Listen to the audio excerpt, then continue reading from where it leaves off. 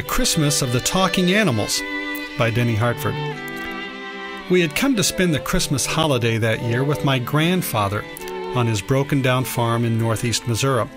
He was a marvelous old gentleman, Grandpa Nettie, we kids called him, but he had fallen on pretty hard times. Of course, I didn't know that then.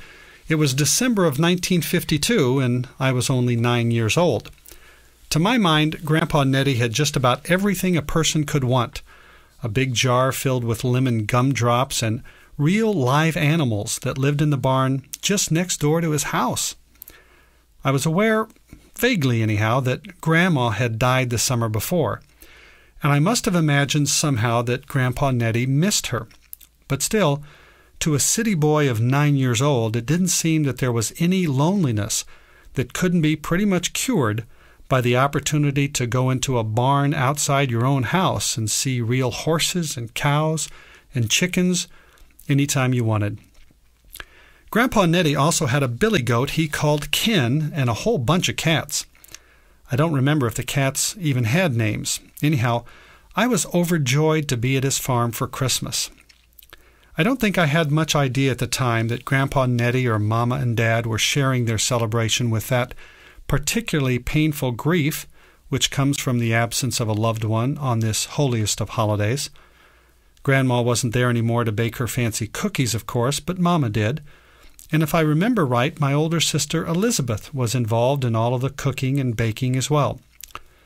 We younger kids played a lot of games in the big old house, and I recall building a giant snowman right outside the kitchen window, where he could look in and watch Grandpa Nettie and little Robert playing Chinese checkers. Most of all, though, I remember spending time out in the yard watching the horses and the cows. And when it got cold or when the sun began to go down and they would all head for the barn, I would go in there and sit atop the piles of straw. I could watch the animals all day long. Sure, I liked to pet them and feed them, and sometimes Dad would let me ride on Tom or Switch, or that big black one whose name I always forgot, but who Dad told me later was long overdue to die. I also liked to play hide-and-seek with Ken the goat. You see, Grandpa Nettie would give me sugar cubes, so Ken would always try to find me when I was hiding from him. Sometimes Switch would come look for me too, but not too much. Still, my favorite thing was just to sit and watch all those animals and imagine what they were feeling and thinking about, wondering if they really liked the taste of hay, or if they understood any of my words, or just making up stories in my head in which they all played principal roles. So what with the big house, the candy and cookies, the eggnog, the candles, a stove with a real fire that was right inside the house, Grandpa Nettie's stories, Mama and Elizabeth singing hymns and Christmas carols together, and of course with the horses and cows and Ken and all, I was having the best Christmas of all time. However, on the very day before Christmas, some remarkable things occurred, and even though my memory is now generally poor, the happenings of that night and the next morning are still among the most vivid events of my life. I remember very well the scene where these occurrences began, dominated as it was by the big Christmas tree that had antique decorations hanging from every bough. The decorations represented one of Grandma's favorite Christmas traditions, as I later learned, and so now I see why there was such a reverential spirit in the room that night when Mama and Grandpa Nettie trimmed the tree. Later we sang some carols, and Dad read about the birth of the baby Jesus from the book, and we ate some more cookies and popped some corn. All of this by the warmth of that great stove with the blazing fire inside. As the evening drew on, Grandpa Nettie told several stories that so fascinated and entertained me that I easily outlasted the other kids, and even Mama, as one by one they finished their cocoa and went on up to bed. I think Dad and Grandpa were so pleased to have such an attentive audience as I was that December night that they probably stayed up quite a bit longer than they normally would have, telling these wonderful Christmas tales. Dad had told a story earlier about St. Nicholas, not the Santa Claus of Clement Moore either, but the real McCoy, St. Nicholas. Now, Dad was a committed Baptist himself, but he always had a deep appreciation for the lives of the saints, and a lot of the stories we first learned as kids were about Francis and Patrick and, of course, all the apostles. Anyhow, it was an exciting story that Dad told about St. Nicholas, and I remember it had something to do with wolves. It must have triggered something in Grandpa Nettie's mind, because he then launched out on a very dramatic tale about the birth of Jesus in the stable, with all of the animals around who didn't cause a bit of trouble for Mary and Joseph, and who were so calm and quiet that baby Jesus could sleep. Well, because those animals were so good, Grandpa explained, God was very, very pleased with them. In fact, he continued, the Lord was so glorious pleased with them animals in the stable that from that time until this time, all good animals are given a very special gift on Christmas Day. I was absolutely enthralled by the tale, and I remember clearly how Grandpa Nettie leaned over to Dad as if he was going to tell him something that perhaps a child shouldn't hear, as he whispered, yet quite loud enough for me to hear, "Yes, son, you know the Lord reached on down to the earth and he gave them good animals, them what's not mean and is gentle and does whatever they're supposed to do, why he made it so them animals could actual talk." My dad's eyes widened and he looked over towards me. "What? Really, Papa? God really let those animals talk?" "Yes, sir, son, that's just what he went and did. Though only on Christmas Day, of course, and remember, only them animals what was especially good animals. Yes, sir, I expect that's just one more thing that shows us just how special this Christmas Day." Well, I remember how dumbfounded I was by this incredible revelation. But more importantly, I was gratified and thrilled by having my favorite suspicions assured, namely, that there was something going on behind those big brown eyes of the cows, and that Switch wasn't completely dumb, and that Kin the goat wasn't only looking for sugar, but he really did like to play hide-and-seek with me.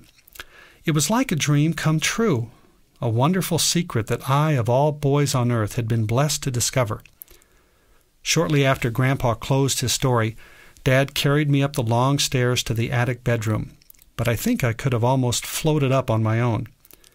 I lay there in bed beside my youngest brother Jacob, and though I didn't stir for fear of waking him, I didn't sleep either. My world had changed dramatically in that brief moment of revelation downstairs, but it was a happy change indeed. It was a confirmation of my hopes, a clarification of what had only been shadows before. I remember praying to God as I lay there, almost out loud. I had never done that before, I don't think. That is, pray by myself instead of just in church or at the table or with Mama when she put me to bed. No, now I wanted to talk to him myself, and I wanted to thank him, in part for this nifty gift he had given to good animals, but also just for being so important and wonderful himself. I realized in a brand new way just how powerful God must be, and I think I realized anew something of his kindness. Imagine, the Lord loved even animals. He had given them a Christmas gift. In fact, as I thought more about it in bed that night, I began to make a long list of other great gifts he had given animals, besides just at Christmas time. How fast horses and deer could run, and how the cows could get squeezed in that place to give milk and not have it hurt them at all, and how fish didn't drown, and on and on. Grandpa Nettie's story had revealed to me a world of the miraculous, a world with God very much involved in it. Our family always awoke very early on Christmas morning. That was an important tradition. So too was Dad making cups of hot cocoa for everyone and the opening of presents before finally getting dressed for church. That particular Christmas morning, however, I awoke much earlier than was usual. It was still dark outside. Jacob lay very still beside me, as did Robert in the little bed across the room. Neither one so much as rolled over as I crawled out of bed, put on my clothes, and snuck out of the bedroom. I didn't know what time it exactly was, but I knew it must be near dawn, and that of course meant that it was already Christmas Day. I slowly tiptoed down the stairs towards the kitchen. I reached it without incident and took my coat and scarf off the peg that hung on the back door. All remained quiet. I carefully pulled the door open, wincing at the small squeak of the screen door beyond it, and then quietly closed both behind me. I noticed a slightly rosy tint above the horizon as I finally allowed myself a deep breath. I wrapped the scarf more tightly around my neck and walked towards the barn. It was cold outside, but I felt warm nevertheless. My only worry was that I might wake someone in the house, especially with the crunching of the snow underfoot as I approached the barn, or with the screech of the big barn door as I opened it enough to go through. I grabbed the lantern Grandpa Nettie always kept just inside the door, and there, from the windowsill nearby, I grabbed a long stem match and lit the wick inside. A quick peek back towards the still darkened house reassured me, and I went inside. The comforting smell of the old barn welcomed me, and the rustling first of the chickens and then of some of the other animals quickened my expectations. "Oh, dear God," I prayed softly, "these animals of Grandpa Nettie's are just about as good as animals can be. Really. I'm just sure they are. And if you will just let them talk on this Christmas Day, I bet that—" I was stopped in mid-sentence as Ken slowly stuck his head out from beyond the gray boards of his stall. The old goat had a rather funny look about him, as if he was surprised to see me, or worse yet, like maybe he didn't even recognize me. He just stood there quietly, his body hidden from me, but with his head cocked this way and then that, still staring very strangely at me. All of a sudden, I felt kind of weird. Was something going on? Maybe I had come into a place I really didn't belong in after all. I looked slowly around. Several pairs of big brown eyes were trained on me, all staring out from faces that seemed unusually curious. A couple of the horses turned around in their stalls to better see me, and the cows began to shift as well. 3 or 4 of the chickens dropped down to the floor and began milling around with glazed gazes. It was spooky. I mean, downright spooky. I looked down at myself, wondering what the animals might be seeing that looked so out of the ordinary, but nothing seemed terribly amiss. Then I looked up quickly. Switch had come half out of his stall and snorted. More chickens were beginning to stumble around too, and then there was Ken. With what now appeared to be a sly grin on that awkward face of his, the billy goat was walking determinedly right towards me. I don't know if I've ever felt since the excitement that I experienced at that moment. But in honesty, I must set this down too. It was an excitement laced liberally with fear. Indeed, in that still moment, the miracle of talking animals didn't seem quite as pleasant a thing as it had in my warm bed last night. But I was too captivated by the extraordinary possibilities to run away. I reassured myself that if the animals did begin to speak, it would only be because God had given them the gift. That, of course, would mean that they were all good animals, and so they wouldn't possibly mean me any harm. Thus I resolved to hold my ground. I stood as still as a statue as Ken proceeded step by step towards me, with his head cocked in curiosity, as if he wondered whether or not I was a relative of his that he hadn't seen for a long time. He came to within about 4 feet of me and then stopped stone still. His eyes never once left mine. Then his mouth opened. "Richard, what are you doing here in the barn?" I remember dropping the lantern and grabbing my head as I fell over backwards. Everything was thrown into darkness, and I lay there in an ominous stillness. I now regretted very much the fact that my journey to the barn had gone undetected.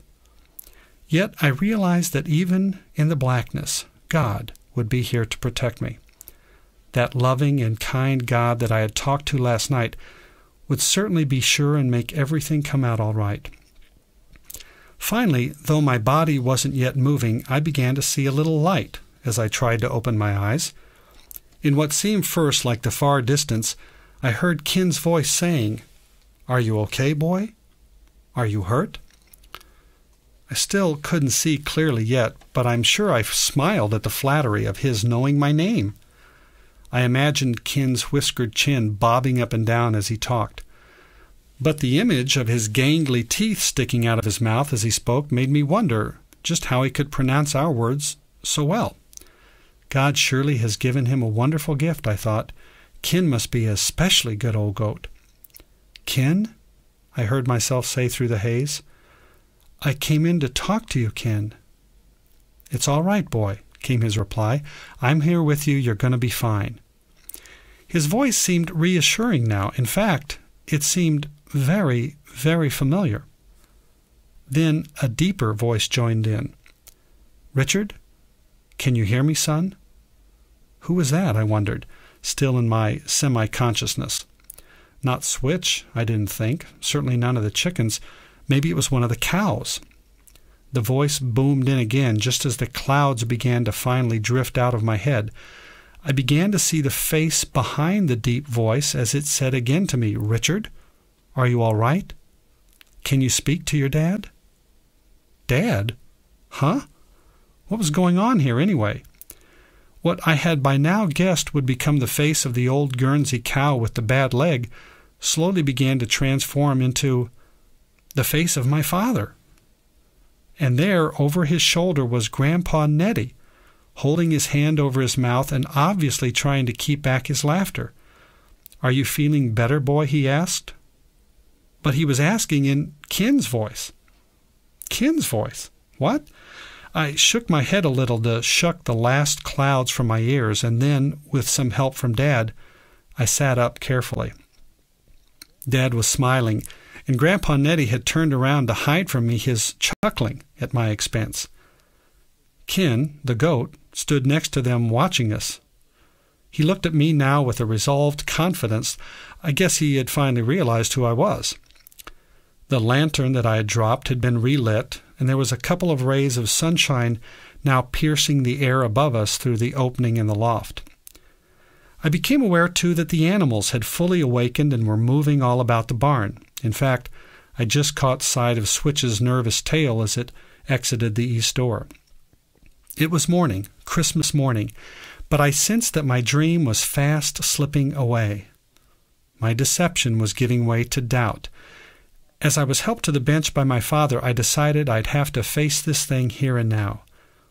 "Grandpa Nettie," I began, "last night you said that on Christmas Day God gives good animals the gift to talk, didn't you? Didn't you say that because the donkey and the cows and all the others that were there in the stable with baby Jesus that night were so good that God reached down from heaven and let them good animals talk on Christmas? You did say that, Grandpa Nettie, didn't you?" I remember my dad smiling widely, brushing back the hair from my forehead. "I love you, son," he said, and he hugged me real tight. "I'm pretty sure you're okay now. You just kind of blacked out for a minute or two there. So I'll tell you what, I'm going to go on in and start that hot cocoa for when everybody else gets up. And I'll let you and Grandpa sit here for a little while and talk a bit about that story last night. All right?" I nodded my head. "Sure, Dad." His mentioning the cocoa reminded me of the tree and the presents and Christmas dinner, but still I had to discover the truth about this whole business about animals talking before anything else could wholly interest me. Dad rubbed my head and walked on out as Grandpa Nettie sat down beside me. He wasn't laughing anymore. As a matter of fact, he looked kind of sad. He sat beside me in silence for several seconds before he finally spoke. When he finally did, he put his hand on my knee and looked at me very closely. "Boy, let me get this straight now. The reason you come out here so early this morning was to spy on them cows and horses, to see if you could catch them in some conversation?" I shyly nodded in the affirmative, already beginning to feel not only some disillusion, but the uncomfortable embarrassment that maybe I had done something very dopey. He squeezed my knee gently, and when I looked up, I saw his eyes had filled with tears. "Oh, my dear boy, how I so wish that Margaret Rose was here this morning. How much I wish she was here to give you a big old hug and to explain that story of mine like she once did for another little boy, just about exactly like you. You see, that little boy, well, he also snuck in this same old barn on a Christmas morning not too long ago, really. And he was trying the same thing as you, trying to catch them animals gabbing at one another." Hope sprung again in my heart. "What do you mean explain, Grandpa? Do them good animals get to talk on Christmas morning, or don't they?" Grandpa Nettie smiled at me with a smile that seemed special. I wasn't feeling at all foolish now. You see, son, he reached in his pocket and pulled out one of his large handkerchiefs and dabbed his eyes a bit. His handkerchiefs were always brightly colored and had big dots on them or little seahorses and things. We kids had usually got Dad and Grandpa Nettie handkerchiefs for Christmas presents, but Dad's we bought at J.C. Penney's, while we had to go over and get Grandpa's at Harkison's Hardware. Anyway, Grandpa Nettie blew his nose a couple of times before launching into a pretty ambitious account about the confusion in calendars and how folks ain't exactly sure which day is really Christmas, and how he figures that animals wouldn't be exercising any gift of gab in front of people anyway, since the good book doesn't say anything about the animals in the stable talking to Joseph, why they probably only use it to talk to other animals, and so on and so on. I'll tell you, the old man was fun to listen to. He had gone on for several minutes in such a way when Elizabeth poked her head in the door and told us that everyone was going to start opening presents in about 15 minutes, and that Mom said we'd have to wash up beforehand, so we had better come on in. "Thank you, honey," Grandpa Nettie told her. "We'll be there in just a couple of minutes." He turned back to me. "You know, boy, I think there's something pretty important I should try and straighten up before we go on in. Something that Margaret Rose made right sure to explain to that other little boy what snuck in our barn that other Christmas." Completely in his grasp, I waited patiently. "You see, boy, if God gave them animals the gift to be talking to each other on Christmas Day, well, you figured that'd be some kind of miracle and make Christmas some kind of special day, right?" "You bet, Grandpa. That's why I was so excited. To think about Ken and the other animals talking would be just about the most terrific miracle that could ever happen." "Well," the old man nodded understandingly, "I see your point there, but, you know, boy, that's where you'd be thinking slightly wrong. 'Cause you see, son, there's a lot more important and even more powerful miracles what was done on the first Christmas than letting beasts talk. In fact, it's them other miracles what makes the day so special in the first place. Don't you think so?" Well, I thought for a few minutes about that, struggling in my mind with just how the miracle of talking animals could be topped. Then I remembered the church stories and the carols we sang in Dad's reading from the book last night. "Grandpa Nettie, do you mean like the angels hanging in the sky and talking to the guys with the sheep?" He stifled a little laugh. "Well, that's just one of the miracles of Christmas, son. But you don't seem to quite rightly get the gist of the tale yet, I don't think." And with that, Grandpa Nettie was on his way again, talking in that far-off fashion of his. But this time he was painting an exquisite picture of blazing skies and fearsome faces that made grown-up men fall right to their knees. He spoke of the star that guided the wise men on their giant camels across vast deserts, and the huge choir of invisible angels that sang the most beautiful music ever heard. Grandpa Nettie waved his arms. He shaped words with his hands. He changed his voice. He made incredible faces. He was telling the story of Christmas with all of the zest and drama of his other stories last night, and I again was his willingly captive audience. After just a little while, talking animals did seem a considerably humbler miracle than what I had thought after all. I found my mind now occupied with firework skies and mighty messengers of God from beyond the planets. Suddenly, though, Grandpa fell silent. As I looked back up at him, he was gazing off into the loft where the sun now shined through brightly. His eyes had misted over again, and though his lips were moving a little bit, there wasn't anything coming out. Grandpa Nettie was praying. His eyes were wide open, but I somehow knew he was praying. I wanted very much to ask him just how he could pray without closing his eyes, but out of some concept of respect, I managed to refrain. Finally, he looked back down at me and picked up my hands in his. Grandpa Nettie's hands were rough and terribly big. Now that I think of it, I can remember Dad commenting years later about the size of those old hands of his father's. Anyhow, I trustingly put my hands in the palms of Grandpa Nettie's and studied his face carefully as he spoke. "And now, boy, I want to tell you about the greatest miracle of all, what God did on that day. Yes, sir, this just happens to be the greatest doggone miracle of all time, past or present or ever to be in the days to come.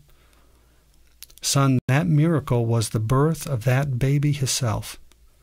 And there ain't nothing in the whole world you should ever be as keen excited on as the man what that little baby growed up to be. And with that introduction, Grandpa Nettie explained to me in the most marvelous way the meaning behind the Christmas event.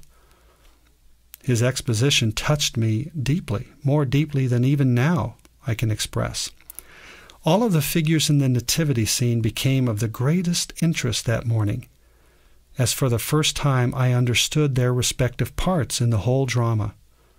But the baby, God Himself wrapped in the flesh of man, the baby who came to the world for the express purpose of dying for the sins of all men, including me, well, that baby became the central miracle of not only Christmas Day, but from that moment on of my whole life as well. Grandpa Nettie, of course, has been gone for many, many years now. In fact, he was reunited with his beloved Margaret Rose before he ever celebrated another Christmas Day. But the gifts he gave me there in December of 1952 were certainly the most valuable of any I could ever have received. I still think of Grandpa Nettie often, but never, of course, with more fondness than during the Christmas season, where in my imagination the skies still blaze, the choir still worships the Holy Babe, and where a curious goat named Ken speaks to me in my own tongue.